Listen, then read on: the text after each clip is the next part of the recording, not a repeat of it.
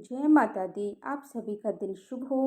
आज आषाढ़ गुप्त नवरात्रि का छठा दिन है और आज माँ कात्यायनी और 10 महाविद्याओं में से माँ त्रिपुर भैरवी महाविद्या की पूजा आज के दिन की जाती है। अब सुनिए आज की कथाएं।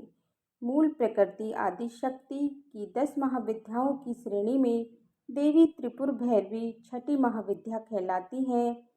सत त्रिपुर का अर्थ होता है त्रिलोक अर्थात स्वर्ग, पृथ्वी तथा पाताल। शक्त भैरवी का अर्थ होता है भय का विनाश, इसीलिए देवी त्रिपुर भैरवी त्रिलोक में भय और पाप के विनाश हेतु स्थापित है। सक्त भैरवी 3 अक्षरों से मिलकर बना है। पहला भय या भरवा यानी कि रक्षा, दूसरा रे या रमणा अर्थात रचना, तीसरा वी अर्थात मुक्ति। तीनों लोकों के अंदर विध्वंस की जो भक्त शक्ति है भैरवी है। देवी त्रिपुर भैरवी विनाश, विध्वंस, मृत्यु के स्वामी महेश्वर के त्रिपुरारी रूप की शक्ति है। विनाशक प्रकृति में युक्त देवी पूर्ण ज्ञानी है। विध्वंस काल उपस्थित होने पर तमस को कृतार्थ देवी अत्यंत भयंकर उग्र रूप में महेश्वर संग उपस्थित रहती है। इनके उपासना से सभी बंधन दूर हो जाते हैं। ये उपासना भव बंधन मोचन कहलाती है। श्री दुर्गा सप्तशती के अनुसार त्रिपुर भैरवी के उग्र स्वरूप की कांति हजारों देवी के सूर्य के समान है। दिगंबरम देवी श्यामन वर्ण की हूँ, 3 खुले हुए नेत्रों से युक्त है और मस्तक पर अर्धचंद्र धारण करती हैं। रुद्राक्ष, सर्पों और नरमुंडों की माला धारण किए हुए हैं।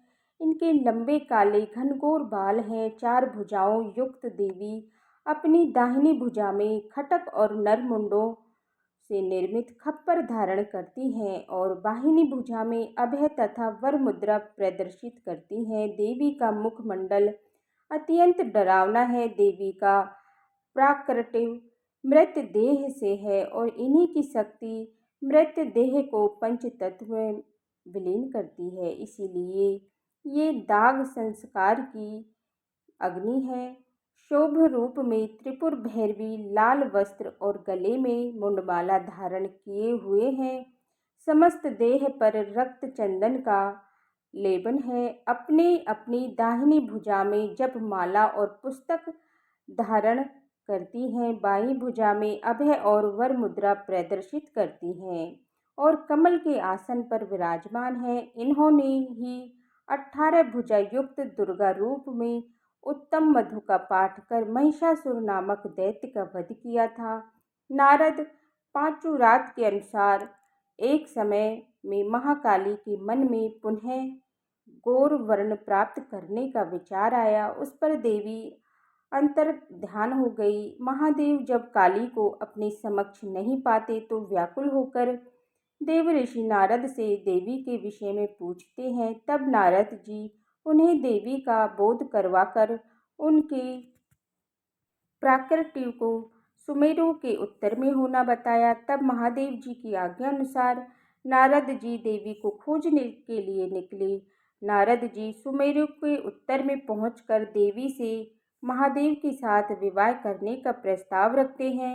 इस प्रस्ताव पर देवी क्रुद्ध होकर देह से सूर्य सी विग्रह प्रकट करती है। इसलिए महाकाली के छाया विग्रह से ही त्रिपुर भैरवी का प्राकट्य होता है। शास्त्र रुद्रामन तत्व के अनुसार सभी 10 महाविद्या शिव जी की शक्ति है। देवी भागवत के अनुसार छठी महाविद्या त्रिपुर भैरवी ही महाकाली की उग्र रूप है। इनकी कई भेद इस प्रकार हैं। त्रिपुर भैरवी चैतन्य सिद्ध, भुवनेश्वर, संप्रताप्रद, कमलेश्वरी, कोलेश्वर, कामेश्वरी, नित्या, रुद्र, भद्र, षष्ठकुटा आदि त्रिपुर भैरवी अर्ध अलवे की देवी है। महाविद्या त्रिपुर भैरवी की पूजा करने के लिए घर की दक्षिण दिशा में लाल वस्त्र बिछाकर उसके ऊपर उड़द की ढेरी और फिर तांबे का कलश रखें। कलश में जल, दूध, काले तिल, सिक्का डालें। कलश के मुख पर आम या अशोका के पत्ते रखकर उस पर नारियल रखकर त्रिपुर भैरवी कलश स्थापना करें। चमेली के तेल का दीप जलाएं।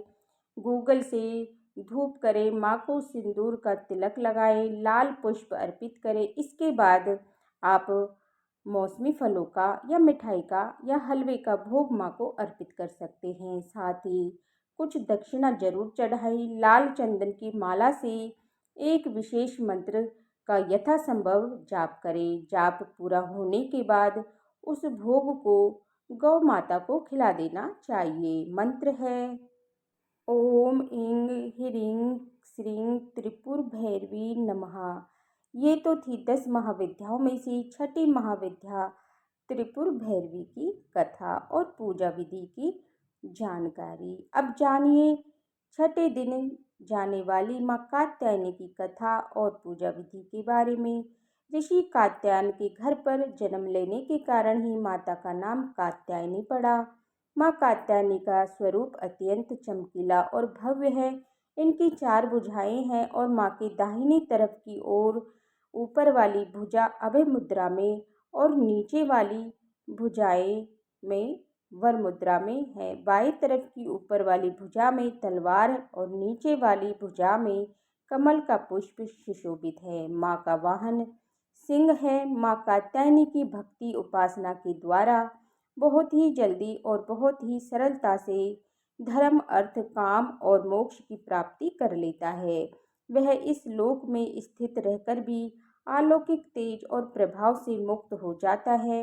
माता कात्यायनी की पूजा करने से सभी प्रकार के संकटों का नाश होता है। माँ दानव और पापियों का नाश कर अपने भक्तों की रक्षा करती हैं। प्राचीन कथा के अनुसार कालांतर में कात्यायन नाम से कई ऋषि हुए हैं। एक विश्वामित्र मुनि के वंश में जिन्होंने श्रोतकोहि और प्रतिहार सूत्र की रचना की थी। दूसरे कोमिल पुत्र थे जिन्होंने छंदों के परिशिष्ट कर्म प्रदीप की रचना की थी और तीसरे कात्यायन वररुचि सोमदत्त के पुत्र थे जो पांडवनी सूत्रों के प्रसिद्ध वार्तिककार थे। कात्यायन कात्य ऋषि के उत्पन्न ऋषियों को कहा जाता है। सबसे पहले कत्य नाम महर्षि के पुत्र ऋषि कात्यायन हुए। इन्हीं कात्यायन के गोत्र में विश्व प्रसिद्ध महर्षि कात्यायन उत्पन्न हुए जिन्होंने भगवती जगदम्बा की कई वर्षों तक बड़ी कठिन तपस्या की थी। फिर एक दिन प्रसन्न होकर देवी जगदम्बा ने कात्यायन ऋषि को दर्शन दिए और जब कात्यायन ऋषि ने उनसे अपनी पुत्री के रूप में अपने घर पर जन्म लेने की प्रार्थना की तब देवी ने कात्यायन ऋषि को ये वरदान दिया कि वह पुत्री के रूप में उनके घर पर जन्म लेगी और इस प्रकार अपने वचन का पालन करते हुए देवी जगदम्बा ने कात्यायन ऋषि के यहाँ पर जन्म लिया और फिर महिषासुर दैत्य का वध किया। आज के दिन माँ कात्यायनी की पूजा शाम के समय गोधूली बेला में करनी चाहिए और कात्यायनी और श्री कृष्ण की पूजा साथ में करनी चाहिए। अब सुनिए दुर्गा चालीसा पाठ। नमो नमो दुर्गे सुख करनी, नमो नमो दुर्गे दुख हरनी। निरंकार है ज्योति तुम्हारी, तिहु लोक फैली उजियारी। शशि ललाट मुख महाविशाला, नेत्र लाल भ्रकुटी विकराला। रूप मातु को अधिक सुआवे, दरस करत जन अति सुख पावे। तुम संसार शक्ति ले कीनो, पालन हेतु अनधन दीनो। अन्नपूर्णा हुई जगपाला, तुम ही सुंदर अदिबाला। प्रलय काल सब नाशक हारी, तुम गौरी शिव शंकर प्यारी। शिव योगी तुम हर गुण गावे, ब्रह्मा विष्णु तुम्हें नित ध्यावे। रूप सरस्वती को तुम धारा, दे सद्बुद्धि ऋषि मुनि न उबारा। धरो रूप नरसिंह को अम्बा, प्रगट हो भई फाड़ कर खम्बा।